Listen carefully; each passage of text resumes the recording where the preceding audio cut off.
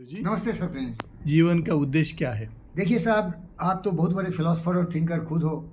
ये सवाल जवाब हम लोग इसीलिए करते हैं कि हमारे जितने भी भाई बहन हैं पूरे ब्रह्मांड के, उनको भी ये समझ में आए कि जीवन का उद्देश्य क्या होना चाहिए। और जिससे बड़ा तो आप जानते ही हो, जीवन का उद्देश्य होना चाहिए कि दूसरों के लिए जियो।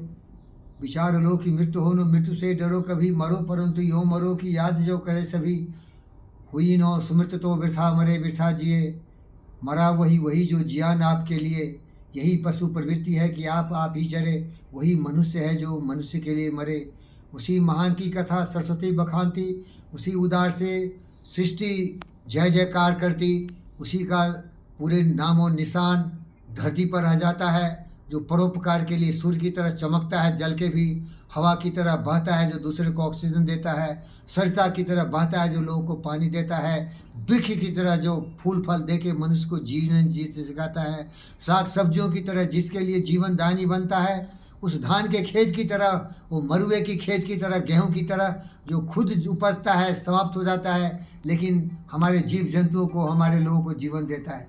तो जीवन का उद्देश्य होना चाहिए कि आप दूसरों के लिए जियो, और उसके लिए आवश्यक है कि आप बहुत ज्ञानवान, विचारवान, बुद्धिमान, सशक्तिमान बनो। सत्य, न्याय, प्रेम, शांति, अहिंसा, करुणा के, दया के प्रभाव में बनने के लिए अपने मानसिक को स्तर से तैयार करो, मेडिटेशन करो, इन सुविचारों को धारण करो, ध्यान लगाओ और ज्ञानी बन जाओ, तभी ये कार्य कर सकते हो।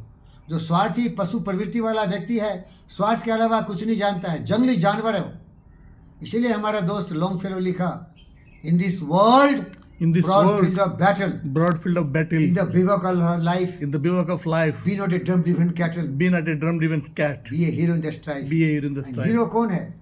Lives of great men all remind us, we can make our life sublime, and departing leave behind us footprints on the sand. उन महापुरुषों को हम याद करते हैं जिन्होंने अपने जीवन की आहुति दे दी, देश के लिए, समाज के लिए, लोगों के कल्याण के लिए पूरा जीवन में समर्पित कर दिया।